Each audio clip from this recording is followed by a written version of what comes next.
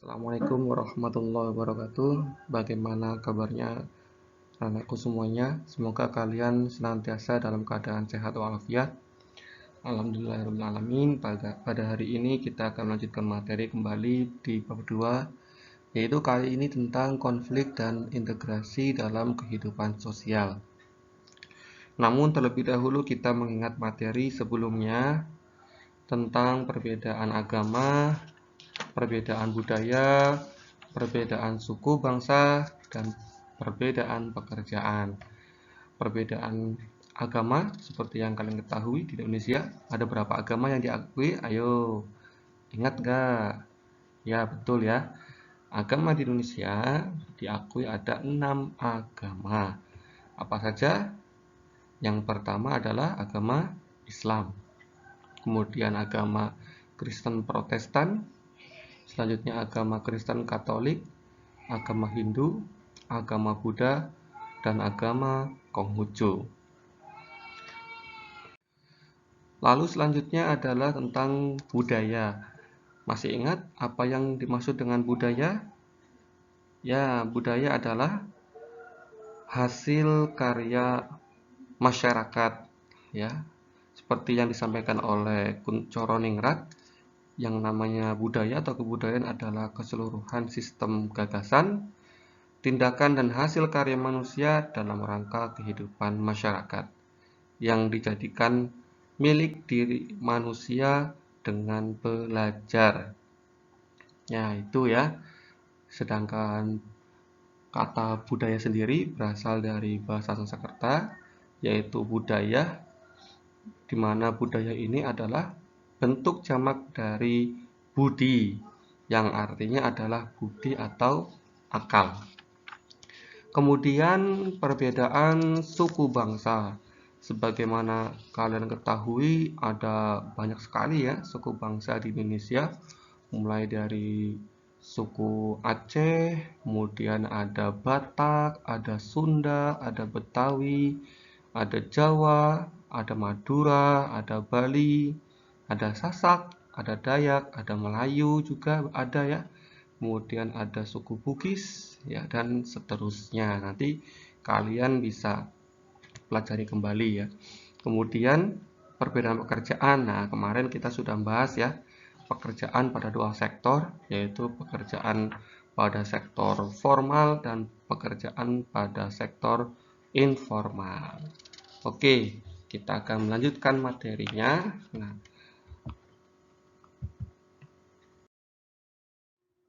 untuk selanjutnya, kita akan mengetahui terlebih dahulu tujuan pembelajaran kita pada hari ini berkaitan dengan konflik dan integrasi dalam kehidupan sosial. Yang pertama adalah menjelaskan konsep konflik sosial. Dan yang kedua, menjelaskan konsep integrasi sosial. Nah, sehingga pada hari ini diharapkan kalian dapat menjelaskan ya apa itu konsep ya konflik sosial dan bagaimana dengan konsep integrasi sosial. Oke, langsung saja masuk ke dalam materinya.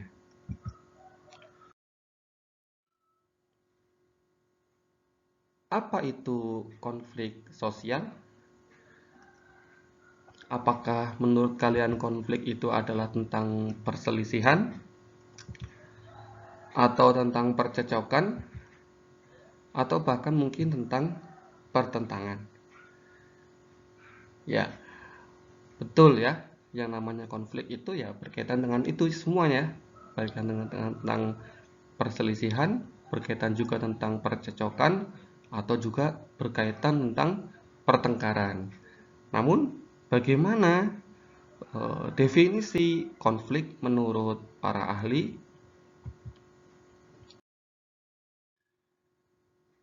Konflik menurut para ahli yang pertama di sini saya akan menyampaikan dari Suryono Sukanto yang mendefinisikan konflik yaitu sebagai suatu proses individu atau kelompok yang berusaha memenuhi tujuannya dengan jalan menantang pihak lawan disertai ancaman dan atau kekerasan. Maksudnya di sini ada suatu tindakan ancaman yang disertai atau juga tidak disertai dengan kekerasan. Nah, itu yang kemudian dimaksud konflik menurut Suryono Sukanto. Selanjutnya menurut Robert M.Z. Lawang. Nah, ini bukan lawang pintu ya, memang namanya seperti itu ya. Yang dimaksud dengan konflik menurut Robert adalah perjuangan untuk memperoleh hal-hal yang langka seperti nilai, status, kekuasaan, dan sebagainya dengan tujuan tidak hanya memperoleh keuntungan tetapi juga untuk menundukkan pesaingnya. Nah, yang dilakukan di sini tidak hanya sekedar untuk memperoleh hal-hal tadi ya seperti status, kekuasaan ya, tetapi juga untuk menundukkan ya, mengalahkan lawannya. Selanjutnya menurut Lewis Althusser kurang lebih hampir sama dengan Robert. Nah, tapi Althusser agak sedikit berbeda di sini, yaitu sebuah perjuangan mengenai nilai atau tuntutan atas status kekuasaan dan sumber daya yang bersifat langka dengan maksud menetralkan, mencederai atau melenyapkan lawan. Nah, di sini kita bisa melihat kesimpulan ya, kita bisa sedikit mengambil kesimpulan yang sama dari pengertian yang disampaikan oleh ketiga tokoh di atas, bahwa yang namanya konflik itu pasti ada lawannya, dan lawan di sini ya kita sebagai orang yang misalkan ya sebagai orang yang berkonflik ingin menundukkan ya atau ingin mengalahkan lawannya ya, baik itu dengan suatu ancaman atau tindakan yang kemudian merujuk kepada kekerasan. Nah, itu kemudian yang disebut dengan konflik. Nah, oke, silahkan nanti setelah ini kalau materi sudah saya sampaikan semuanya, silahkan kalian bisa mengerjakan di post test ya. Kalian sampaikan apa itu definisi dari konflik menurut pendapat kalian ya, setelah kalian menyaksikan atau mendengarkan definisi konflik menurut para ahli.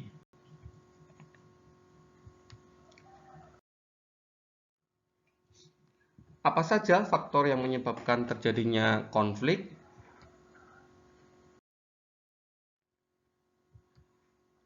Ya, yang pertama di sini adalah perbedaan individu.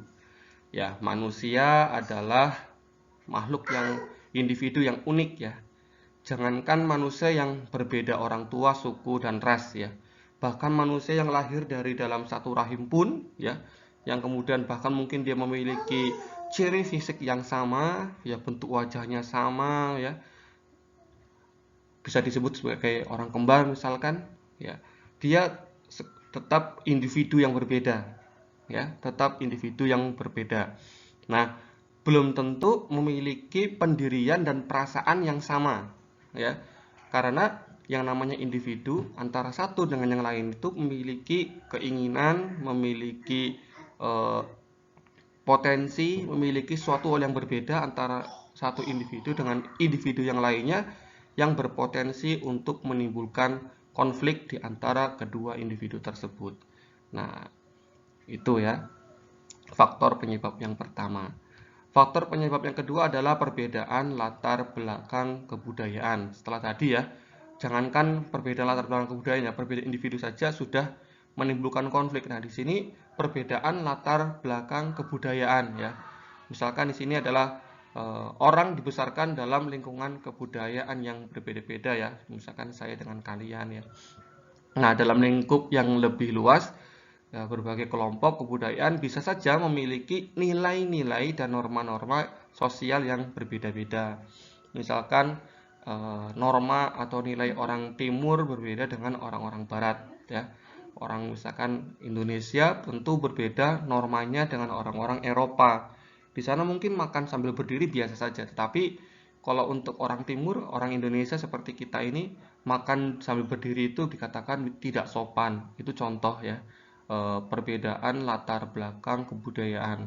antara kita di Indonesia dengan orang-orang di Eropa sana. Yang ketiga adalah perbedaan kepentingan. Setiap individu memiliki kepentingan yang berbeda ya. Kalian tentu sering menemukan berbagai kasus pembangunan di sekitar tempat tinggal kalian ya, yang memicu konflik karena perbedaan sikap antara pemerintah dengan warga setempat. Nah, dari sana kemudian muncul bentrok kepentingan ya, yang bisa saja terjadi dalam berbagai bidang, misalkan bidang ekonomi, politik, maupun sosial budaya dan seterusnya. Nah, hal ini karena setiap individu itu memiliki kebutuhan dan kepentingan yang berbeda ya dalam melihat atau mengerjakan sesuatu. Warga misalkan menginginkan untuk tidak digusur, tapi pemerintah menganggap bahwa lahan ini dibutuhkan untuk kepentingan negara. Nah, ini ada kepentingan yang berbeda ya antara warga dengan pemerintah, sehingga muncullah konflik di situ. Kemudian yang keempat ya adalah perubahan sosial atau perubahan nilai yang cepat. Nah, perubahan adalah suatu yang keniscayaan, suatu yang lazim dan wajar terjadi. Tetapi jika perubahan tersebut berlangsung dengan cepat, ya atau bahkan mendadak, perubahan itu akan menyebabkan konflik sosial. Sebagai contoh, misalkan di Jogja ya, kalian mungkin sudah membaca beritanya, ada peraturan merokok ya, peraturan tidak boleh merokok di areal Jalan Malioboro misalkan. Nah, itu termasuk tempat umum ya.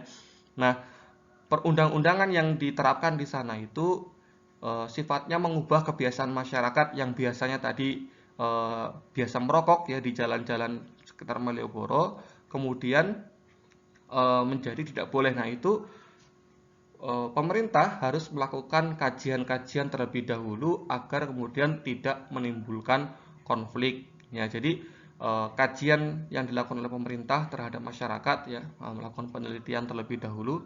Nah, itu dilakukan supaya masyarakat tidak kaget ya. Jadi setiap undang-undang atau peraturan perundang-undangan yang dilakukan oleh pemerintah itu biasanya berdasarkan kajian yang dilakukan oleh pemerintah terhadap masyarakat, apakah peraturan yang diterapkan itu akan menimbulkan gejolak, menimbulkan konflik atau tidak di masyarakat. Nah, itu contoh bagaimana yang namanya perubahan sosial ya diakibatkan karena adanya peraturan yang berubah sehingga kebiasaan masyarakat yang tadinya biasa merokok kemudian tiba-tiba menjadi tidak boleh merokok, bahkan mungkin akhirnya kena denda ya, kalau nggak salah dendanya itu 7,5 juta ya untuk di Jalan Malioboro kalau ketahuan merokok. Nah, itu contoh bagaimana perubahan sosial atau perubahan nilai yang cepat itu dapat juga menimbulkan gejolak atau konflik di dalam masyarakat.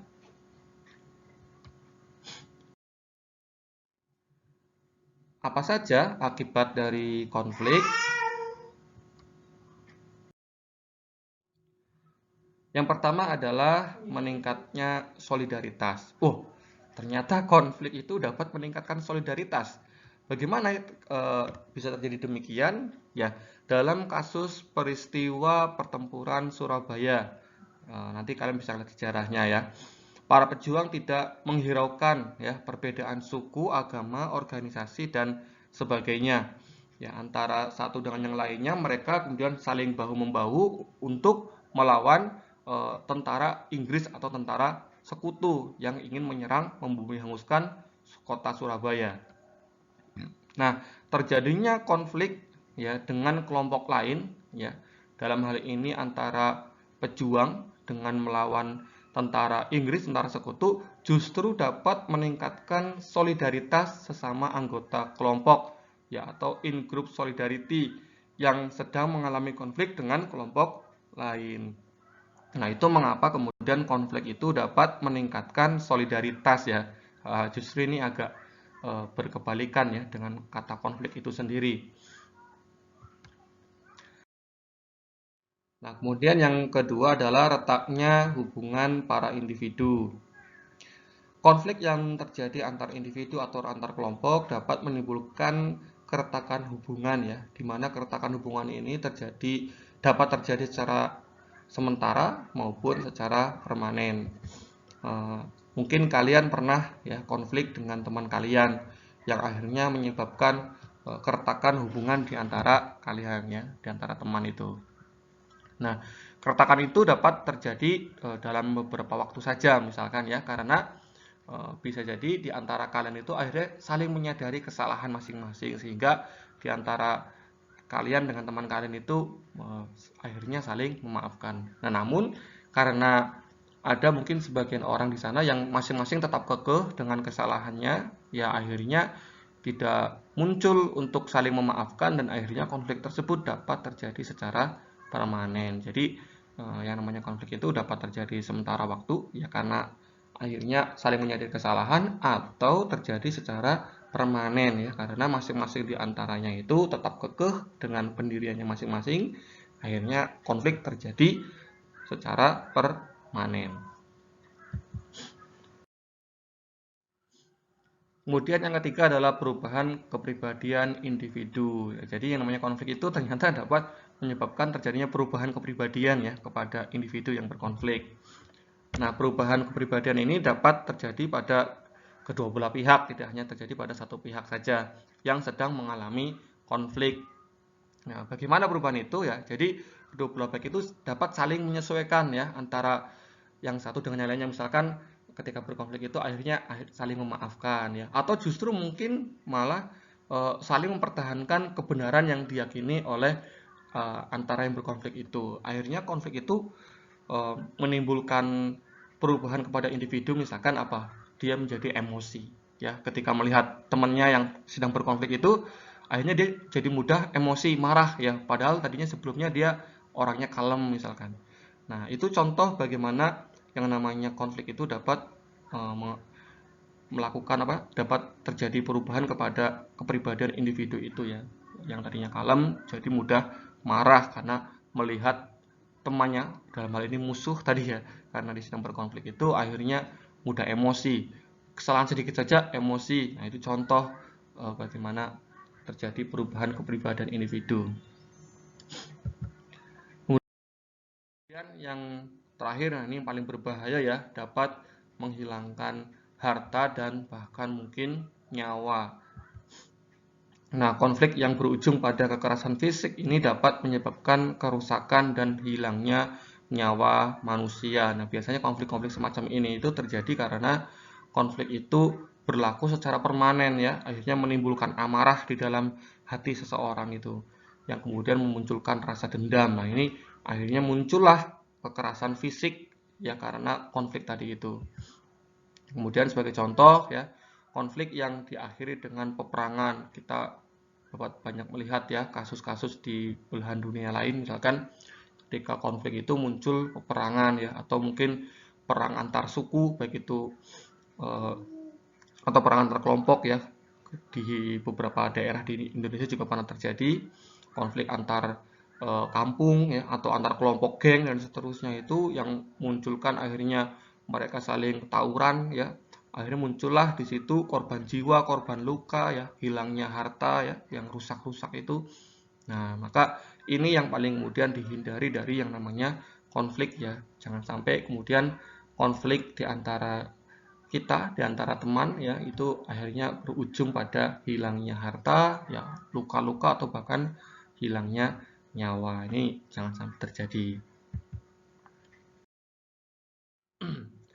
Lalu bagaimana cara menangani konflik? Yang pertama adalah melakukan konsiliasi.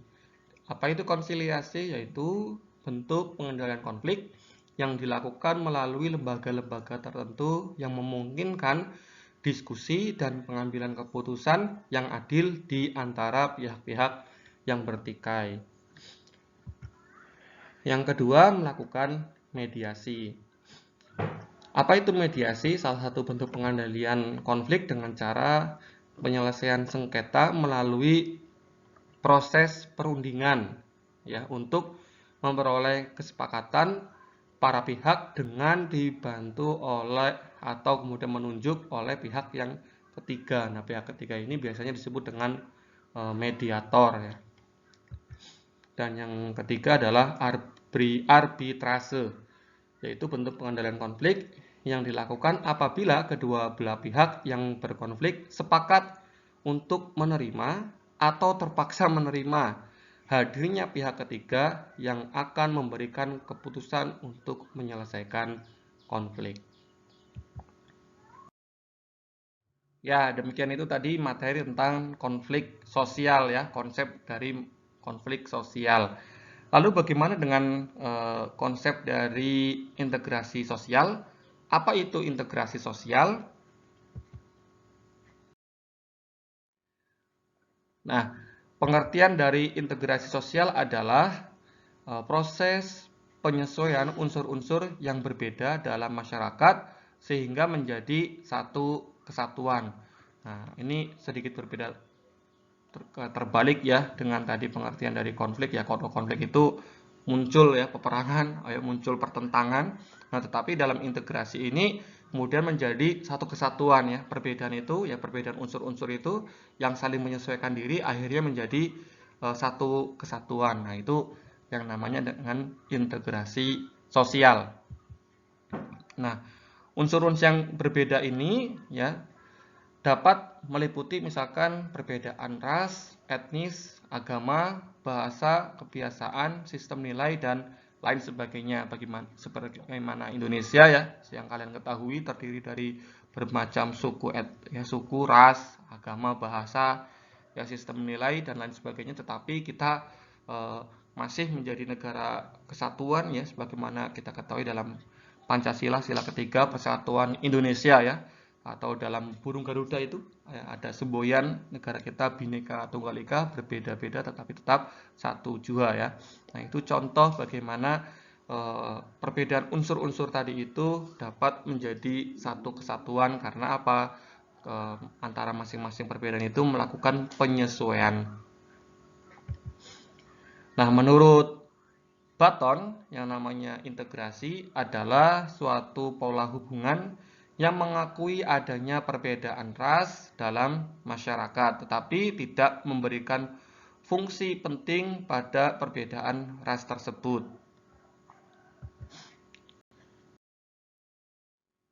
Lalu bagaimana syarat-syarat terjadinya integrasi sosial? William F. Ogburn dan Mayer memberikan syarat terjadinya integrasi sosial ya. Bagaimana agar terjadi integrasi sosial? Apa sih syarat-syaratnya? Yang pertama adalah anggota masyarakat merasa bahwa mereka berhasil saling mengisi ya kebutuhan-kebutuhan di antara individu-individu yang berbeda tadi itu ya. Sehingga karena saling membutuhkan ya, karena saling mengisi antara satu dengan yang lainnya, akhirnya terjadilah integrasi sosial. Yang kedua, masyarakat berhasil menciptakan kesepakatan atau konsensus ya bersama mengenai nilai dan norma. Seperti Indonesia, ada konsensus bersama yaitu adalah Pancasila ya sebagai dasar negara, sebagai ideologi bangsa, sehingga terciptalah persatuan dan kesatuan. Kemudian yang ketiga adalah nilai dan norma sosial itu berlaku cukup lama dan dijalankan secara konsisten. Di Indonesia dari sejak tahun 1945 sampai dengan hari ini dan seterusnya, insya Allah ya, negara kita adalah negara kesatuan yang terdiri dari berbagai macam suku bangsa, agama, bahasa, ya negara yang majemuk ya dengan nilai dan norma sosial yang berlaku di Indonesia yang cukup lama ini, nah, kemudian akan menimbulkan yang namanya integrasi sosial. Nah, itu 3 syarat ya terjadinya integrasi sosial menurut William dan Mayer. Lalu apa saja faktor yang mempengaruhi integrasi sosial? Nah, faktor yang mempengaruhi cepat atau lambatnya proses integrasi ya, ada 4 faktor ya. Yang pertama adalah homogenitas kelompok. Tingkat kemajemukan mempengaruhi kecepatan proses integrasi sosial di dalam masyarakat ya. Semakin majemuk atau heterogen suatu kelompok masyarakat, maka integrasi sosial akan semakin sulit diwujudkan dan memakan waktu yang cukup lama. Namun sebaliknya ya, semakin homogen suatu masyarakat, maka integrasi sosial itu akan mudah, akan lebih cepat untuk diwujudkan dalam waktu yang lebih singkat ya daripada tadi yang heterogen. Kemudian yang kedua adalah besar kecilnya kelompok. Ya, jumlah anggota di dalam masyarakat dapat mempengaruhi kecepatan proses integrasi sosial ya. Semakin banyak jumlah anggota di dalam suatu kelompok masyarakat, maka tingkat kemajemukan tersebut akan semakin tinggi dan semakin sulit pula untuk mewujudkan yang namanya integrasi sosial ya, karena tadi ya banyak individu-individu itu dalam satu kelompok itu. Kemudian yang kedua adalah mobilitas geografis. Ya, dapat diartikan sebagai perubahan atau perpindahan penduduk di suatu wilayah. Ya, anggota kelompok baru di suatu wilayah akan menyesuaikan dengan norma-norma dan nilai-nilai yang berlaku di wilayah tersebut. Ya, ketika orang itu semakin tinggi mobilitas sosial, mobilitas geografisnya, biasanya akan semakin sulit ya untuk menyesuaikan dengan lingkungan barunya itu. Maka ini juga dapat mempengaruhi percepatan ya atau kelambatan ya, cepat atau lambatnya proses integrasi sosial ya di dalam masyarakat ya. Kemudian yang terakhir adalah efektivitas komunikasi. Ya, integrasi sosial dapat dipengaruhi oleh efektivitas komunikasi antara satu anggota dengan anggota lain di dalam masyarakat.